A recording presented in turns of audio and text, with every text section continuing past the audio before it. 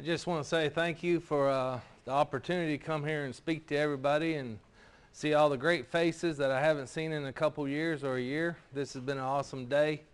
I'm just going to talk a little bit today about Full Circle Dairy and what we're doing to try to increase production, and for cow comfort is one of our main focuses. A little bit about Full Circle Dairy. We are average milking 3,050 cows, about 375 dry cows. Our average daily milk for last year was 87 pounds for the whole year.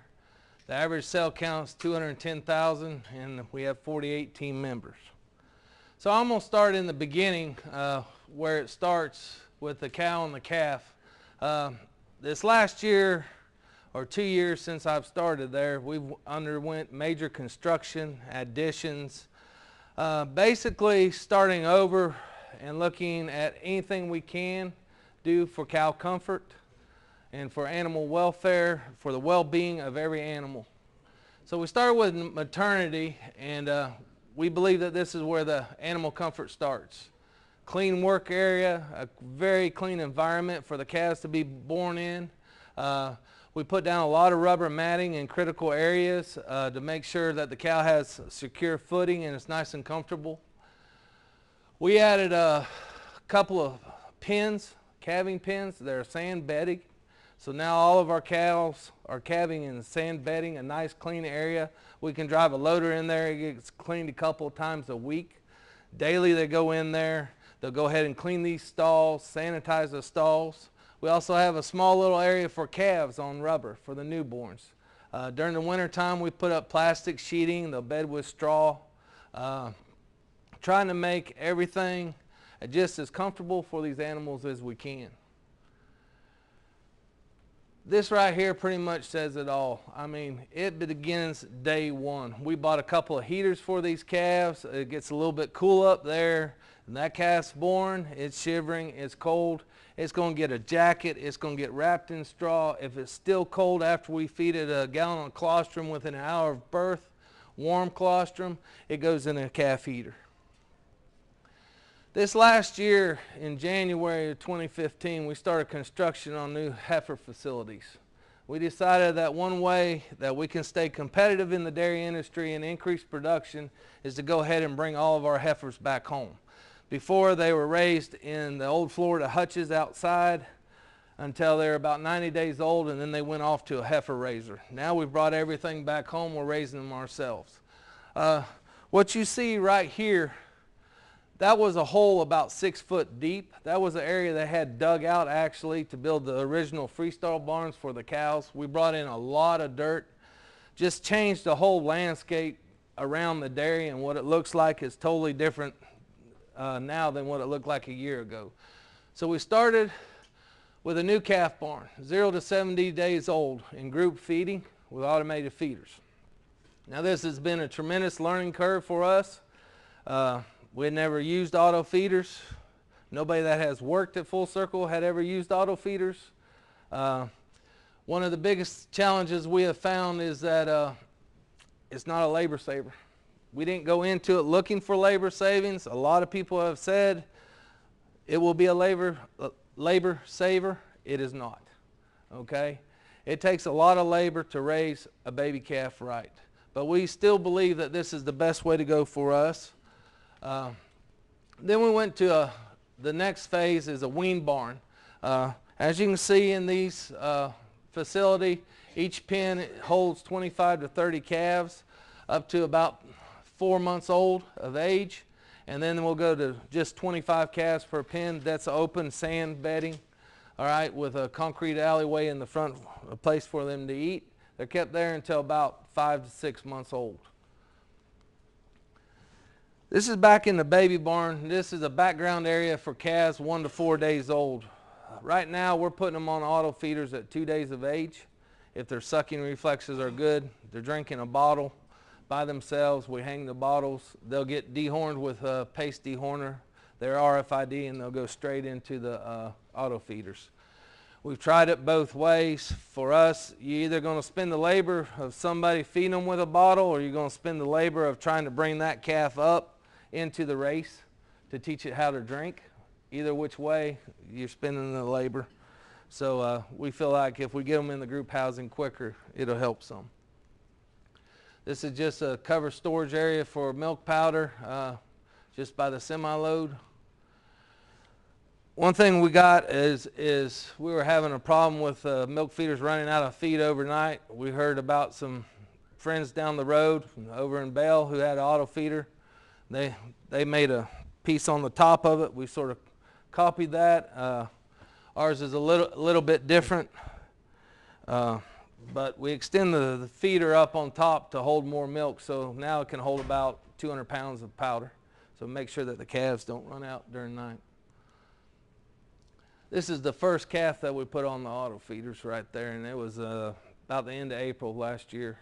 So we haven't been into it quite a year yet on the auto feeders. The calves barn is open air, as you can see. We have the calf race right here. The auto feeders are in small buildings with air conditioners, basically to keep the flies out, keep everything clean. There's room for about 400 calves on the auto feeders drinking, and in the background about 60 of them. We believe this is really comfortable. We have 52-inch fans, the same as we do throughout all of our freestalls. We kept it uniform. This area right here on the concrete is cleaned daily. The area right here where the calf goes into the race, that one race feeds those 25 calves. They can go in and out 24 hours a day. There's a small grate behind it trying to catch the manure for when they're drinking in the race. We feel like this is a pretty efficient system. Like I said, I don't think we're anywhere near where we want to be with this system raising calves. We're doing well, but we still have room for improvement, and we'll continue to make it as we learn. Feed troughs for the weaning calves, that's another area. We made some feed troughs for the calves, but as they're weaning, drinking more milk, this sort of thing, takes bigger feed troughs. It's just one of the learning curves that we had to learn. So we made new, bigger feed troughs for those calves. One of the other thing is on the north side of this barn, there's 800 acres of cropland, and ryegrass doesn't block much wind. Okay, so during wintertime it got really cold in that barn, and somebody had told me that it's going to get really cold in this barn, and you probably need to get shade cloth on the north side. But it took a little while, but we figured out that, guess what? Miss Sherry was right, Eric was wrong. We put shade cloth across this whole back side of this barn. There's one panel for each pen. It can be opened up just like a curtain, so we increase the airflow. We decided to go against the solid curtain just for airflow. We didn't want to cut off all the airflow during the wintertime. The next thing is a freestall usage. I took this a few mornings, a couple of weeks ago. It just really hit me. This is probably about 5:30 in the morning, and I was driving through the barn checking feed, looking at heifers. They're just all laying down in there. These are all pregnant heifers, anywhere from 30 days all the way up to 7 months. They're all housed in freestall barns also.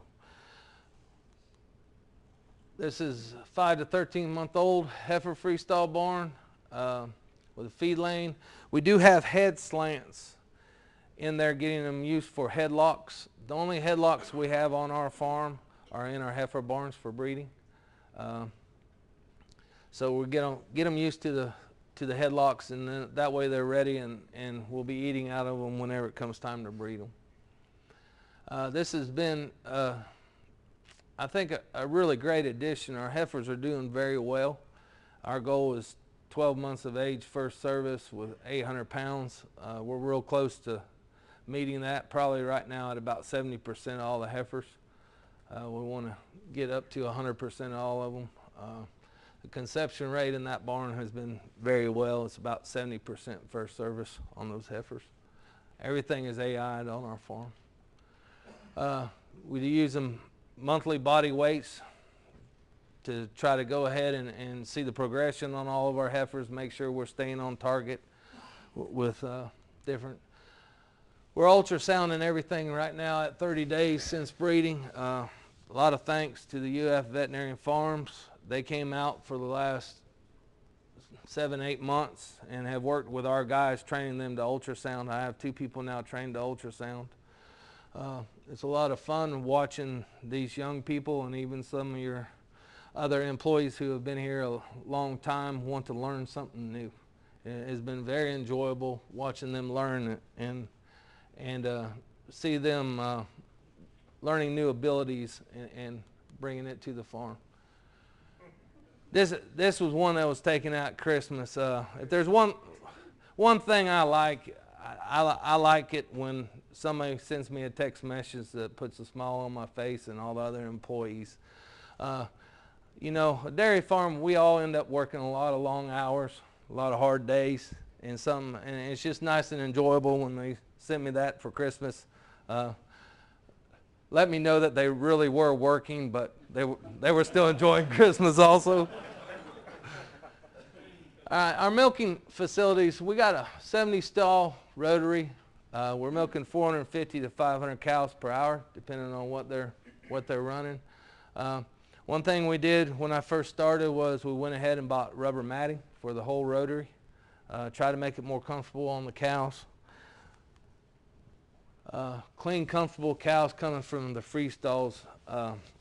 We do not wash our cows in the holding area, any water, anything. We expect them to be clean and comfortable out in these FREESTALLS, so it's very important to us that they are. So we'll pre-dip, wipe, or pre-dip, strip, and then wipe the cow clean coming in, and that's basically our prep procedure on the carousel. The first 3 months I started at Full Circle, and it was the end of March in 2014. We changed and moved basically every fan on the farm, okay? We wanted to increase cow comfort. We know heat stress is a major problem in Florida during the summer, knocks the top off all your production. So we moved to every fan. We added fans, all 52-inch fans in the holding area, new sprinklers, that sort of thing. You can still see one of the old basket fans in the exit lane. Those will be changed within the next month. We'll have all those out, and we'll also have the big fans on the exit lane. This is just a neat little item. I mean, most people have the Estrom's controllers and everything. This is a cow cooler that is right in front of our sort gates. Seeing as how we don't have any headlocks out in the barns, everything is done through 2 sort gates. There's one here and one over here, and a palpation rail on each side, and they can also be sorted to a head catch in the middle. We would see on vet days, large breeding days, that sort of thing, those cows would be getting pretty heat stressed in the palpation rails. Normally they don't stand there maybe 5 minutes, you know, sometimes 10 at the most, because there's so many cows moving. So we've got this little soaker thing, and it's basically like a yard soaker, and it comes down both sides, and when the cows walk through it, it starts right at their shoulders, and it just soaks them down through there. And it has stopped some of the drop in production on those heavy vet days when the cows do have to stand there for maybe 20-30 minutes at the most. This is a LINDSEYISM. Lindsay is a young lady that we hired. She used to work for Gen X in New York. She's graduated ABAC. One of the neat things is we've tried to bring a lot of young people in to our farm, okay? And she has just come up with something that she said is her new saying. It says, keep an open mind, not an open cow. Okay? And she has been trying very, very hard to help us with repro and learning. And it's just been awesome just to watch her learn on a commercial dairy our size what to do. And she's also one of the ones who've learned how to ultrasound now. This last year, it's been about a year ago, we installed rubber belting in our feed lane, 6 foot of rubber belting in 2 of our barns.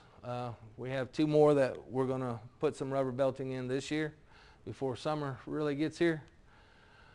It has really improved with feet and leg health, and I think it's helped to increase our dry matter intakes. I've been very, very happy with it. Clean, deep bedded freestalls. This is really huge for us on Cal Comfort side. We bed every other day. Okay, so 3 days one day, 1 week, 4 days the next week. We really try to keep that bedding and that sand clean. We do use all recycled sand in the freestalls. All of our new sand that we buy will go in the baby barn. As you can see there, this is one thing that will make any manager or owner very happy, to see all these cows laying down.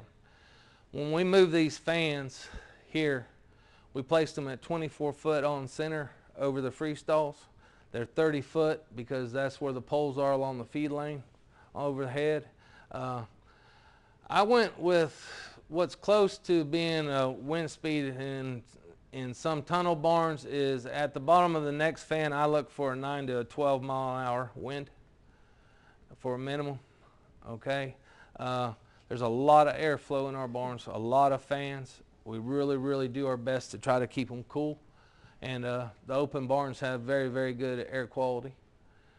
When we say cooling cows is a daily routine, fans and sprinklers check daily. My maintenance crew, I say mine, I take everybody that works at the dairy very personally, but those guys come up and said when we first started all this, you really do not expect all these fans to be working every day, do you, Eric? And I said, nope, but I expect all of them to be working before you leave. Probably 99% of all of our fans are working every single day, because everybody knows how critical it is to our animals and to the welfare and the comfort of these animals for these fans to be working. Okay? Even when our main person on maintenance on fans and sprinklers, Cal Comfort, was off a week, it was nice to know that the other maintenance guys picked up for him, and sometimes without even being asked, already had these fans fixed, belts fixed, sprinklers fixed, whatever. Clean floors, like I said, we're not washing these cows when they come in off the rotary. These cows have to be clean. We've tried very hard to keep the clean floors.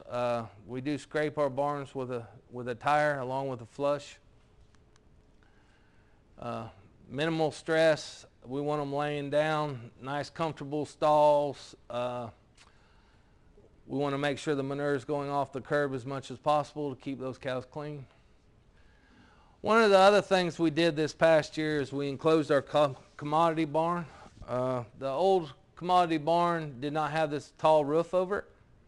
Okay, so just two sides. We did also add a couple of bays. I've come to the conclusion that anytime anybody does anything to a commodity barn and expands it, it's not going to be enough. You're going to find something else that needs to be in that commodity barn and kept dry and clean. This has been really nice for the feeders. We got skylights in the roof. All of ours is loaded and unloaded from the middle, but all of our bays are wide enough where they can go in and dump on one side of the bay while they're feeding out of the other side of the bay, so we make sure that no old feed stuff gets stuck in the back. Our feed crew has been doing a very, very good job at that. Feeding and milking herd, we feed 3 times a day. Make sure that fresh feed is there each time the cows come back from the rotary. Push-ups for feed 7 times a day in between feeding. In between the feedings and the milkings. Feed distribution and push-ups are priority. We really try to watch, and I get with the feed guys to make sure that they have feed from one end of the bunk to the other. When I first started there, sometimes that was a little bit of an issue. One part of the barn would be short and the other part would have more than enough feed. These guys have done a really good job at this, of buying into the program, making sure the distribution is there, the grinding is there, making sure the ration is consistent. All those things have been a huge plus. We also have the blade on the front of the tractor. One nice thing about that is it's pretty quick and efficient. They can get it around the farm pretty quick, and it doesn't take them a lot of time to push up the feed. Notes from Bruno. Bruno Del Admiral is a graduate of UF, and he's also our nutritionist. He works for Purina. He comes every week or two and gives us notes. This is one of the nicer ones, okay? Group 7 coming back from the parlor and fresh feed in front of them. You know what I mean? Just notes like this. Saying plenty feed, excellent job of feed pushing to the feed crew. These are things we really try to relay to our employees when somebody comes out, whether it's Greg sees something, I see something, to really let them know, hey, look, you guys are doing a good job, or we need to work on this. High cows are heat stressed, very high respiration rates. Then we got to work on it. We got to make sure that all the sprinklers are working. We're playing around with some misters over the FREESTALLs. We're going to see if that helps sometimes in the HEIFERs. There's one thing that Greg and I had talked about. Whenever you hire a consultant in, or somebody to come to your farm, or you hire your veterinarian in or whatever, when they criticize you and your farm, you paid for it. You asked them to come do that. Don't take it personally. Let's see what we can do about it. And it hasn't been long ago that Greg brought that back up to my attention, and he's absolutely right. I mean, we're asking them to critique us, okay? So all you people who critique the dairies, you know, hey, that's what we need to do. We need to be able to listen. We know we aren't perfect. We know our farm isn't perfect. How can we strive to do better? And we have a very good relationship with our nutritionalists, with the UF veterinarians, with our veterinarian. But when they come to us and we are having problems and they critique us, it's nothing personal. I think that's a really good thing that a lot of people need to know. Your best thing is don't ask them to come out if you don't want to listen. But a lot of times they have a lot of good things to say and can really help you. Clean water is not a goal, it's a necessity. We clean every water trough on our farm every other day. That's what we do, okay? No, it probably won't look as good as this every single day, because that one had been cleaned earlier that morning. But the goal is to make sure those cows have just as much clean water as we can. And these are the cow comfort guys. These are the guys who bed the barn, who scrape the barn with the tire scraper, who put sand in the barn, who running the loader, moving the sand around. They all have a barn that is theirs. Okay? And that's our philosophy, is just make sure that those water troughs stay clean. New direct load area, we just built that this last year too. I think this last year we built the new maternity area, re-roofed the commodity barn, did the direct load, and 4 barns for the heifer facilities in 1 year. There was a time when I looked at Greg and I said, you know, we are about in the middle of managed chaos and about that far from going totally insane. Because it was a lot of stuff to do this last year. It really was. At Full Circle, we are all family. I've had a great privilege of the last 2 years of both of my boys being able to come out to the dairy and work with me.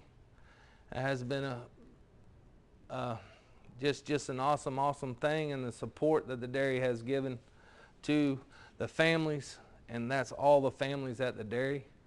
This was just a chance to show off my kids a little bit. My 2 boys this last year both played varsity football for Bell.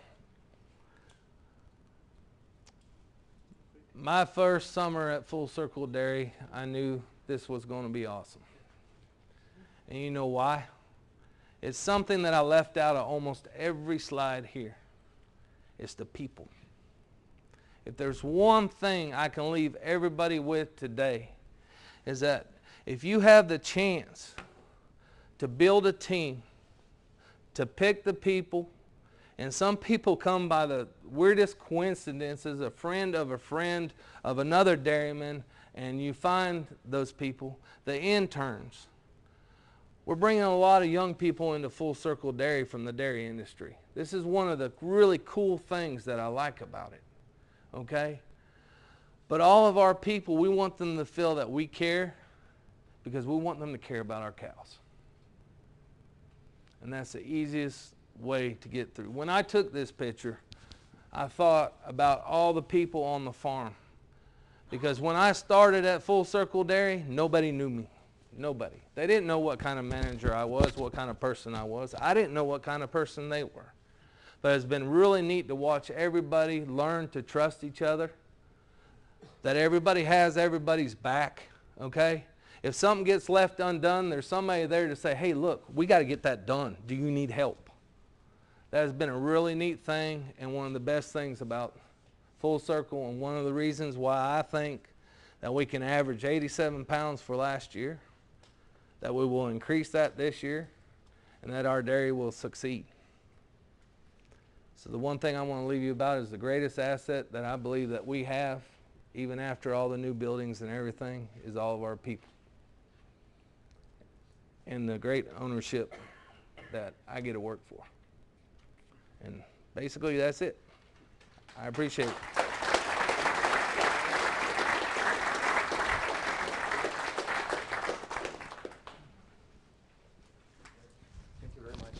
We're going to hold off questions to the round table with the producers. The next speaker is Steve Abel.